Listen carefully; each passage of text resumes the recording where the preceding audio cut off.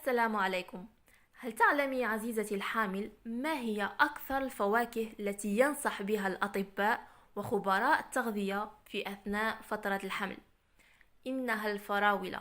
لذلك بما أننا وصلنا إلى موسم الفراولة وأصبحت متواجدة بكثرة في الأسواق، سنتحدث عن هذه الفاكهة، عن فوائد الفراولة بالنسبة للحامل وللجنين، وكذلك سنتعرف على من هم الحوامل اللواتي ممنوعات من تناول هذه الفاكهة.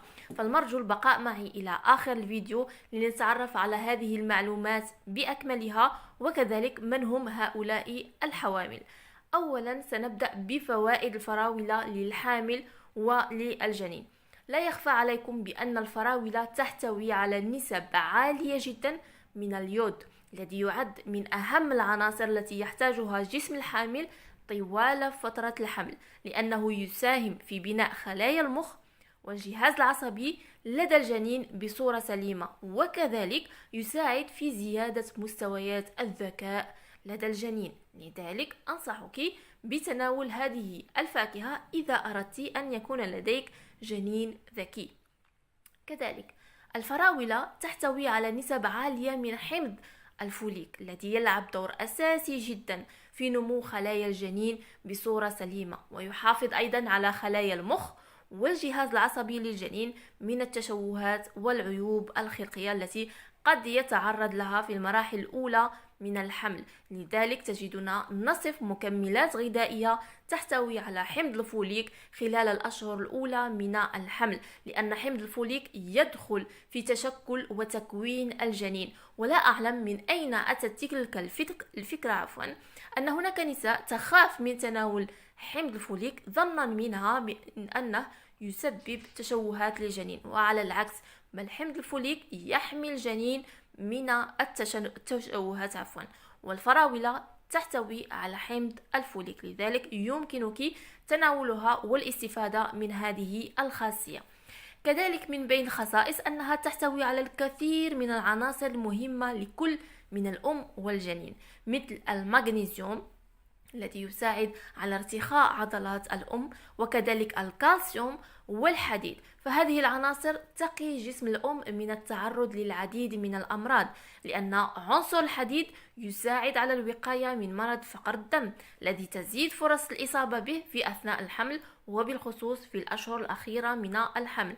ويساهم عنصر الكالسيوم في الحفاظ على صحة الأسنان وصحة العظام. لذلك الفراولة تعد من أهم الفواكه التي يجب على المرأة الحامل تناولها. من بين الفوائد كذلك وأنها تحمي الحامل من التعرض للكثير من المتاعب كالإصابة بالإمساك في الحمل مثلا، بسبب احتوائها على نسب عالية من الألياف الغذائية التي لها القدرة على الحماية منه. لذلك تجدني دائما أنصح الحوامل عندما تشتكي من مشكل الإمساك، أنصحها بتناول الخضروات التي تحتوي على الألياف، والفواكه كذلك التي تحتوي على الألياف. ومن بين الفواكه هناك الفراولة. كذلك تساعد هذه الفاكهة على منع التعرض للإصابة بالسمنة الزائدة للجسم في أثناء الحمل، فتجد الفراولة من بين الفواكه المسموح بها للنساء اللواتي يعانين من سكري الحمل، لأن سعراتها منخفضة، وكذلك السكري بها يحرق بسرعة، ونسبة السكر فيها جيدة بالنسبة لجميع الحوامل، وكذلك الحوامل اللواتي كما قلت يعانون من سكري الحمل. كذلك من بين الفوائد الرائعة لهذه الفاكهة أنها تحمي من خطر التعرض للإصابة بمشكلات القلب وتصلب الشرايين والأوعية الدموية الخطيرة. كذلك تؤثر بشكل إيجابي وبشكل مباشر على بشرة الحامل، لأنها تضفي على البشرة الحيوية والإشراق الدائم، وتزيل عنها شحوبها وتحميها من خطر التعرض للجفاف لاحتوائها على نسبة كبيرة من الماء. وهناك نساء من تستخدم الفراولة كماسك للوجه لكي تستفيد من المكونات التي تحتوي عليها. كذلك الفراولة تعتبر من الفواكه التي تحتوي على نسبة عالية من فيتامين سي. هناك خطأ شائع وأنه الناس أو أغلبية الناس يعتقدون بأن البرتقال هو وحده من يحتوي على فيتامين سي، وهذا خطأ. هناك فوائد أخرى أو فواكه أخرى تحتوي على فيتامين سي، من بينها الفراولة. ففيتامين سي له فائدة كبيرة للحامل في تقوية جهازها المناعي لحمايتها من الإصابة بأي مرض خلال فترة الحمل.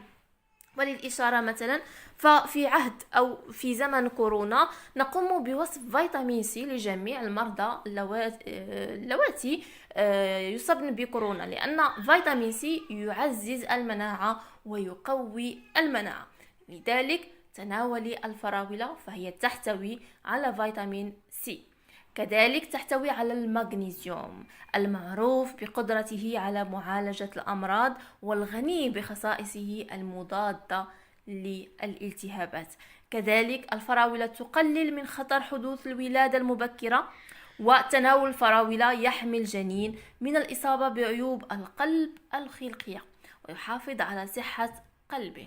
كذلك تقلل من خطر الإصابة بسرطان الثدي وعنق الرحم. فوائد رائعة جدا لفاكهة رائعة جدا، شكلها جميل جدا. يعني لديك جميع الحوامل أظن ستكون لديهم الرغبة لتناول هذه الفاكهة. لكن من هم الحوامل اللواتي ممنوعات من الفراولة وبالتالي الاستفادة من هذه الخصائص؟ هناك حوامل من لديهم مشكل حساسية الفراولة. يعني تجد مثلا الأب والأم لديهم أو الأبناء لديهم حساسية من الفراولة، بمجرد تناول هذه الفاكهة يظهر طفح جلدي على الشخص، لذلك فالأفضل عدم تناول هذه الفاكهة. كذلك يجب على السيدة قبل تناول الفاكهة غسلها بشكل جيد جدا. فأكيد هناك طفيليات بالخصوص للنساء اللواتي لديهم تحليل داء القطط سلبي، فضروري من غسل هذه الفاكهة بشكل جيد حتى تتخلصي من البكتيريا التي تكون على سطحها.